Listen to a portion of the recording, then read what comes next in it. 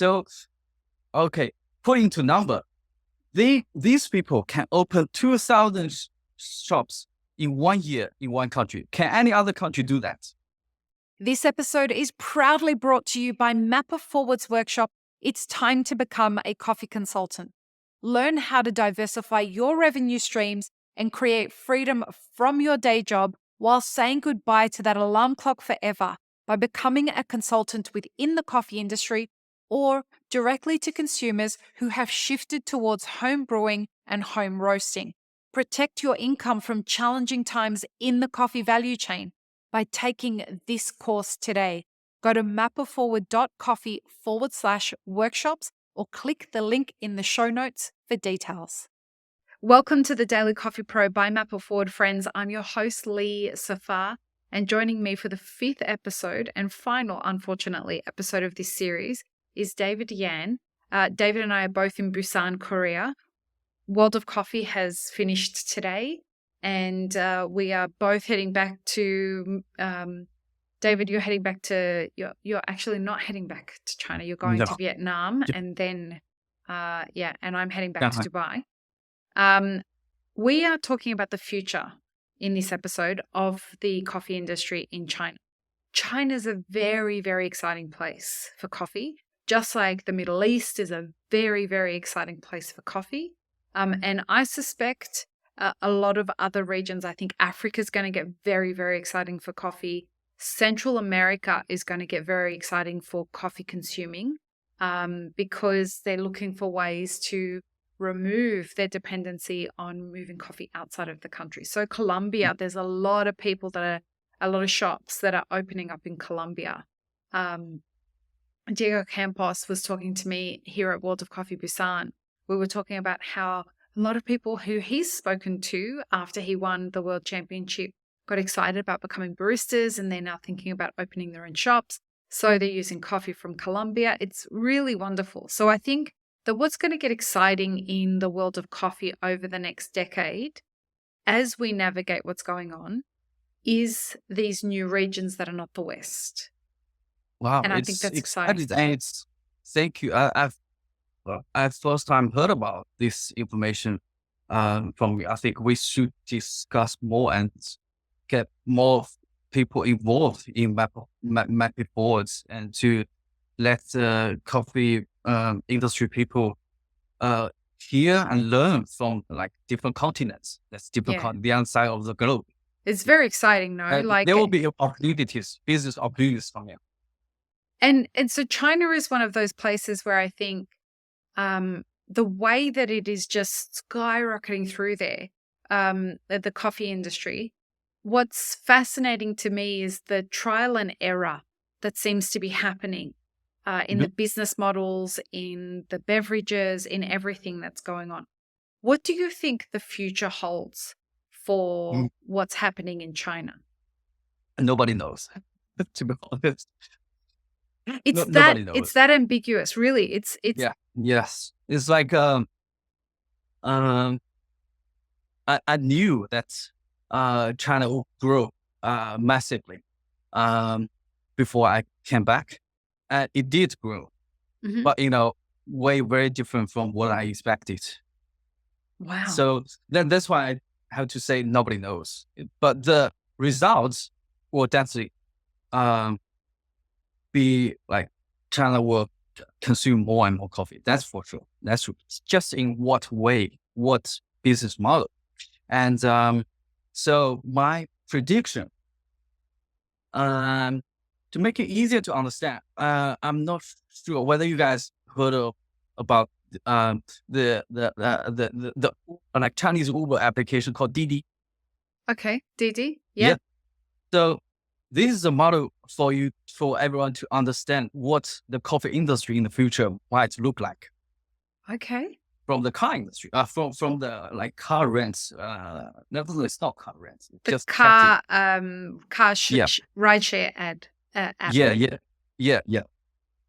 So in the early days, there are nearly 100 companies or applications like this competing with each other. Mm-hmm. Yeah, we call that 100 wars.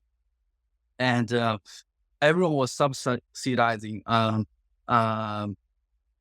application users to for get taxi. So Mhm. at that time, every day we nearly took taxis for free, like, took Wow. Ubers for free for a very long time. Many Really? platform subsidies. That's okay. So this is like what happening with Lucky. I Right. compete with Coty, with others. They will give you free coupons, free vouchers to get cup of coffee for free, delivered to your office. You can't resist that as a normal No. people. No. As normal people, that's why so many independent cafes shut down. Uh, those who like located near this like price war chains.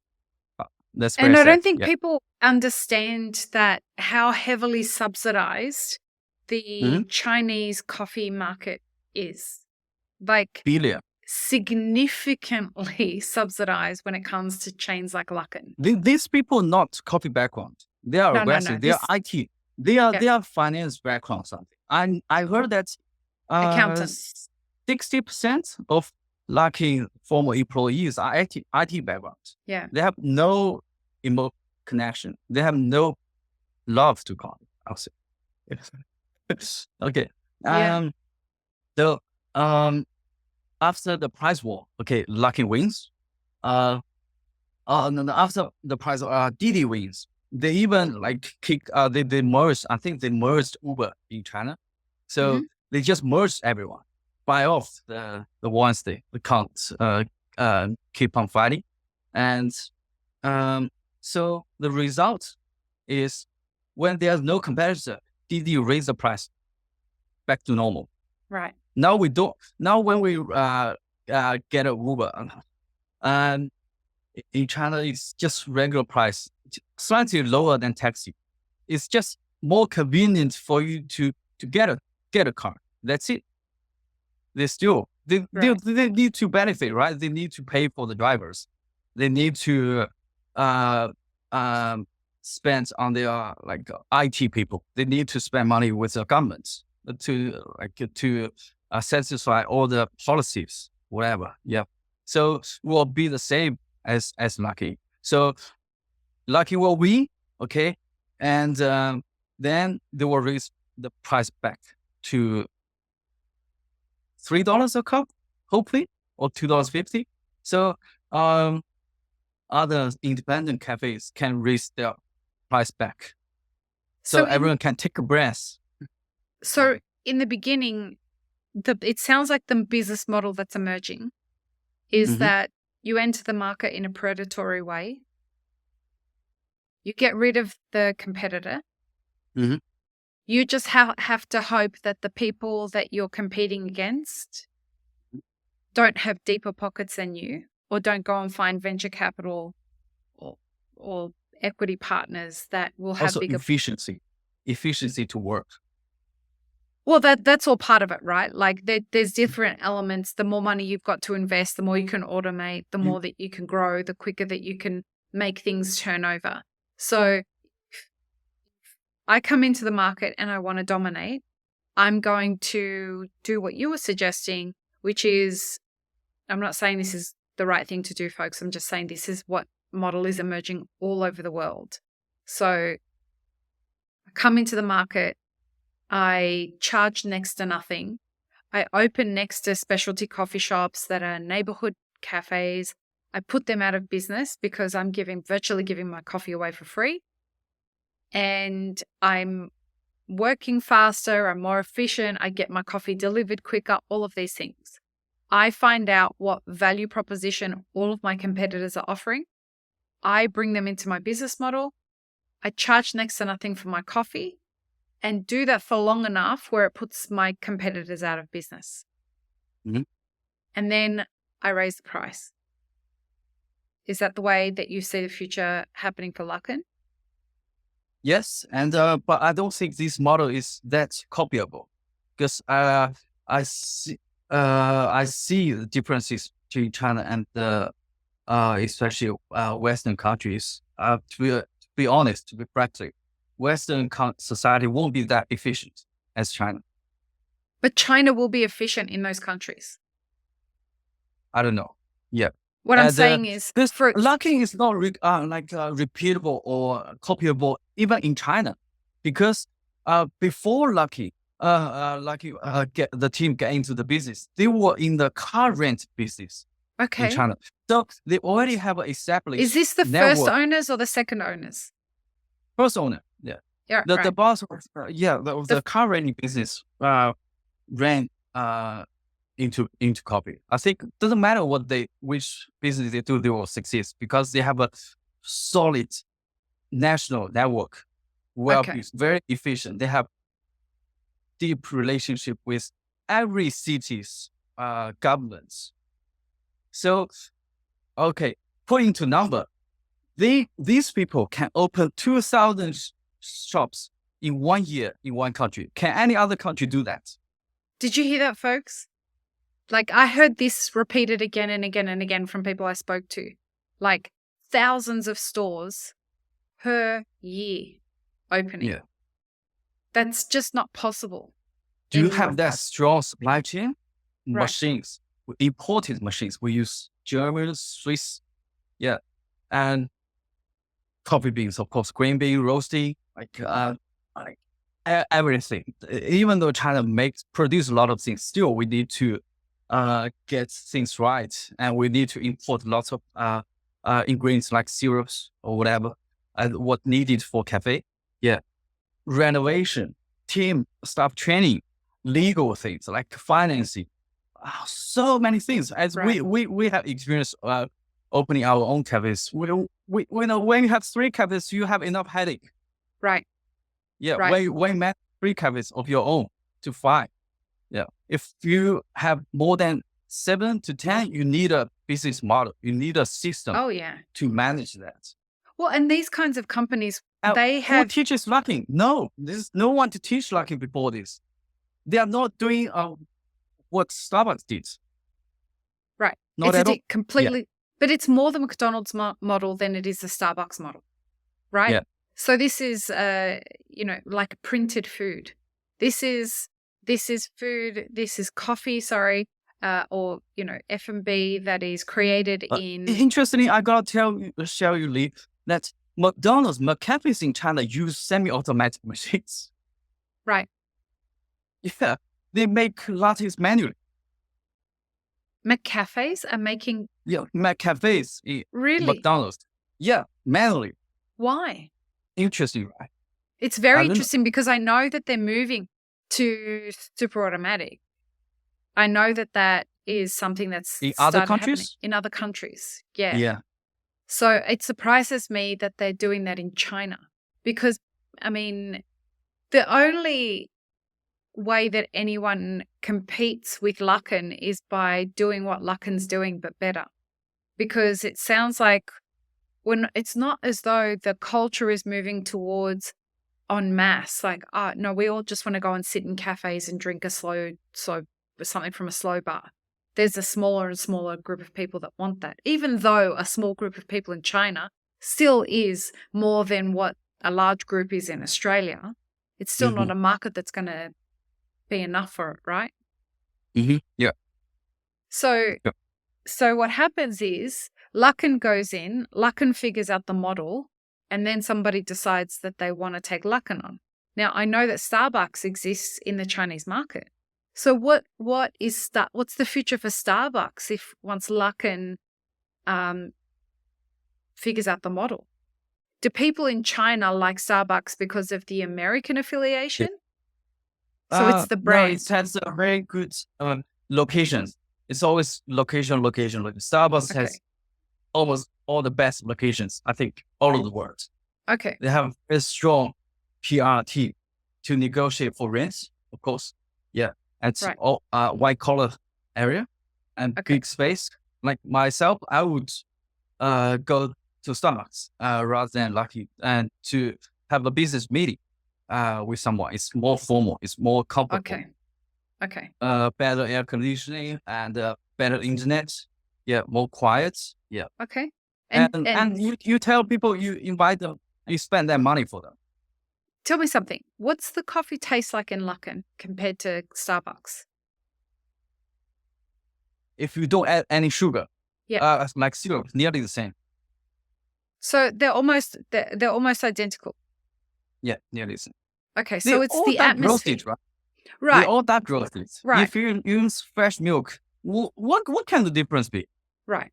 So it's basically so Starbucks value proposition is the environment that you're Yes. experiencing. Yeah. Do they have as many stores as Luckin? Last year, yes. Now they surpassed. Now they are surpassed by Lucky, and now they're chasing Lucky and starts Right. offering like delivery service. Do they Right. offer So delivery they're service trying in to catch US up. or Australia? I don't think so. No. Like the one delivery will cost you what, $3, $4, $5 at least. I guess. So it's impossible. Now Starbucks has some funny shops. As I can, it's sad to see this actually in some cities in Guangdong. Like you order on your app, Starbucks baristas will pre-make the coffee ready, put in the paper bag, and stands wait for you on the street for your car to pass by, and you just wave down the window and pick that coffee. That happens in Dubai and Abu Dhabi Where as is well. where is the culture? Where is the coffee culture you were proud of before? But that's the thing. It's not that it's the only option that the business has to stay competitive. You know, we see this in Abu Dhabi a lot. In Abu Dhabi, people just want to drive up. They'll call ahead. They'll say that they want their coffee, and the barista has to take the coffee and cakes or whatever it is out to the car. And they do not want to wait. This is, shout outs to Cartel Coffee, because Nasser and his team are doing amongst the best that I think I've seen anywhere in Abu Dhabi. They have a cult following. The problem is that consumers in the Middle East want their coffee right now. So, we go to Momo's here, and there's a line. How long? And I hear of the lines that you guys wait for in Asia. I remember when Blue Bottle opened in Japan. There was a 6-hour wait to get a coffee there. You'll never see that in the Middle East. The moment you start seeing something like that, it's 1-star ratings on Google. They will complain immediately to make sure. So how did they adapt in the Middle East? They staff their cafes heavily. So you could have anything up to like 7 baristas, 8 baristas on shift. Wow. Right? So do what they happens? use automatic machines? No. Or no? No. Okay. But they'll have to. But even having automatic machines, they're not going to get automatic machines so that they can get rid of employees. They're going to get automatic machines that can help them be more time efficient, so that their customer has to wait less. Like the customer wants to turn up, tell you what their coffee is, and get their coffee immediately. They want to ring you up. They want the coffee, and they're going to drive up to the cafe, and they want someone to walk their coffee out to them. Cool. It's just the culture, the way that it exists.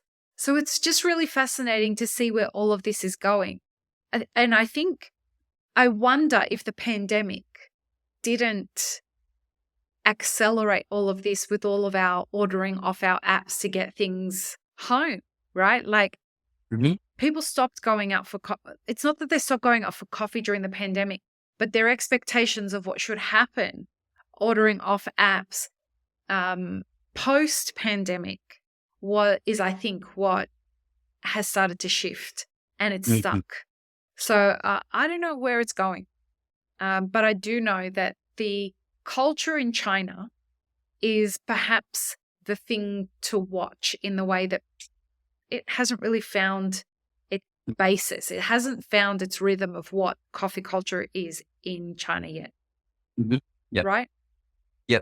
It's also they just started trying to whether this model can be repeatable in other countries. Starts with Dubai. Yeah. I'm curious to see what's what's UAE people's reaction towards Luckin, towards Coffee. So it will be very interesting to see. And We will keep you up to date on this podcast to see how it's growing, because it's really, really fascinating what is going to win out. We know that the business model for the cafe, the traditional cafe business model, hasn't worked for a long time. For a very, very long time, the margins have not been worth it because of market saturation. And so what you've seen happen in there is you've got these big business models come in and try and compete. And because they have other agendas, right? Like they perhaps want to, they have easy way into the supply chain. They've got other commodities that they've got to get rid of, whatever it is. They're not in the same business as us, folks, but they are in the same business as us, because they are now determining the direction our business is going. They're influencing. They maybe just want to get rid of a whole bunch of machines. They want to push an equipment agenda, and they want to demonstrate that agenda. So we are in for a very interesting, I call this the beginning of the years of popcorn, right? Like this is a moment to sit back and watch what happens and observe, because anybody who's daring enough to think they know what's coming, I think is sort of foolish. All the best we can predict is that there's going to be a lot of change ahead of us for our industry, and probably a lot of pain. So, David, one of my great pleasures of this world of coffee was meeting you. Me too. You too. Thank you. It's my pleasure. It's my big honor to get invited and to join this for the first time. The honor is mine, my friend. We had like missed each other in our careers working in similar companies, but now that we're connected, it's going to be a great friendship moving forward. I'm honored that we did get to spend some time together. And now will you do me the great honor of signing off our series? But before you do that, wait. Tell people where, look at the balloons. Tell people where they can find you on social media. Where they can find me, Facebook, LinkedIn. Should be the most formal way. Okay, great. We will include links in the show notes. Thank you again, David. It's been a wonderful conversation, and the first in China. Now will you do us the pleasure of signing off for us?